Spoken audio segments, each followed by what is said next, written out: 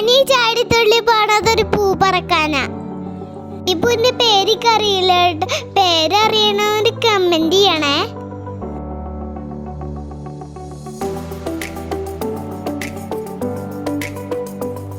ഈ പൂവിന്റെ ബാഗിൽ കാണുന്നതാണ് ഇന്നത്തെ നമ്മളുടെ താരം.